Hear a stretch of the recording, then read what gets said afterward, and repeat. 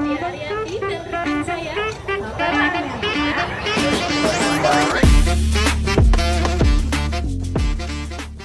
Dan sebelumnya yang kami hormati dosen pengampu pada mata kuliah Administrasi Peradilan, yaitu Ibu Eka Evi Elvia, MH. Hari ini kita akan membahas suatu topik penting dalam dunia peradilan, yaitu registrasi dan pemberkasan perkara. Mungkin terdengar teknis ya teman-teman, tapi ini sebenarnya merupakan fondasi penting banget dalam jalannya proses hukum di pengadilan. Oke, penasaran bukan? Langsung saja kita akan mendengarkan satu persatu penjelasan dari materi ini. See you!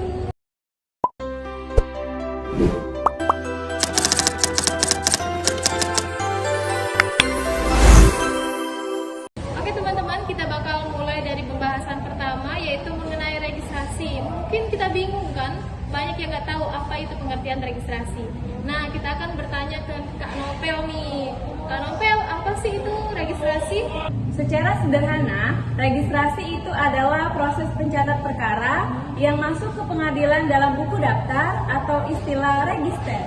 Oh, jadi kalau dibayangin itu kayak buku besar yang isinya semua kasus yang pernah ditangani, mulai dari siapa yang menggugat, tanggal masuknya, sampai hasil keputusannya. Begitu ya, Kak? Iya. Oke, baik-baik. Kita mengerti ya, teman-teman? Baiklah, registrasi itu perkara itu dilakukan pada tingkatan apa saja ya, Kak? Oke, saya jawab nih, Kak ya. Jadi, registrasi itu dilakukan di semua tingkatan, mulai dari tingkat pertama, banding, kasasi, bahkan peninjauan kembali dan eksekusi, Kak. Iya, makasih ya. Baiklah, kalau tujuannya itu untuk apa saja ya? Oke, pertama, biar data perkara tertata dan gampang dicari. Kedua, sebagai bukti administrasi yang sah bahwa suatu perkara memang diproses di pengadilan. Dan yang paling penting, menjaga transparansi serta akuntabilitas lembaga dan peradilan.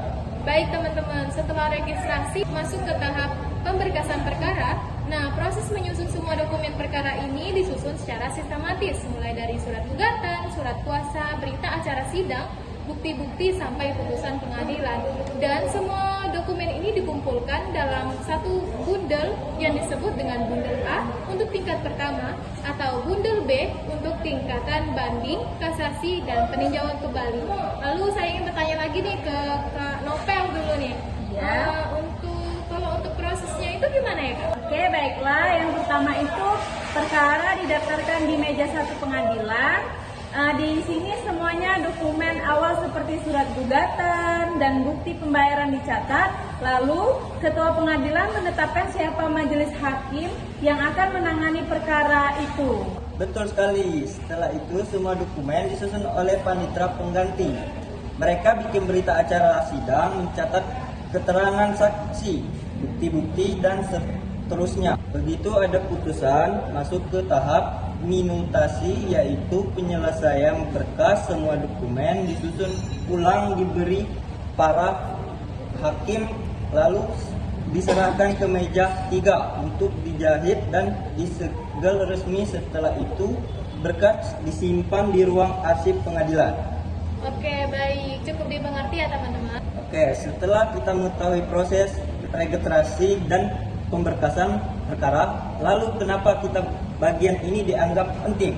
Oke, jadi saya ingin menjawab ya, Kak ya. Jadi, bagian ini dianggap penting dikarenakan sistem pemberkasan yang rapi menunjukkan profesionalisme pengadilan, begitu. Oke, teman-teman. Bayangin aja kalau dokumennya hilang, tercampur, atau bahkan rusak, itu bisa berdampak besar, bukan cuma buat perkara itu sendiri, tapi juga buat kepercayaan masyarakat terhadap hukum. Nah, betul banget nih, Kak. Makanya, meskipun kerja panitera dan staf administrasi sering nggak kelihatan di depan, peran mereka sangat penting nih teman-teman dalam memastikan proses hukum berjalan dengan adil dan lancar. Gitu ya teman-teman. Nah teman-teman, setelah kita udah tahu nih kan tentang gimana pentingnya registrasi dan pemberkasan perkara, bukan sekedar kerjaan administratif, tapi bagian dari sistem peradilan yang menjamin keadilan bisa ditegakkan dengan benar.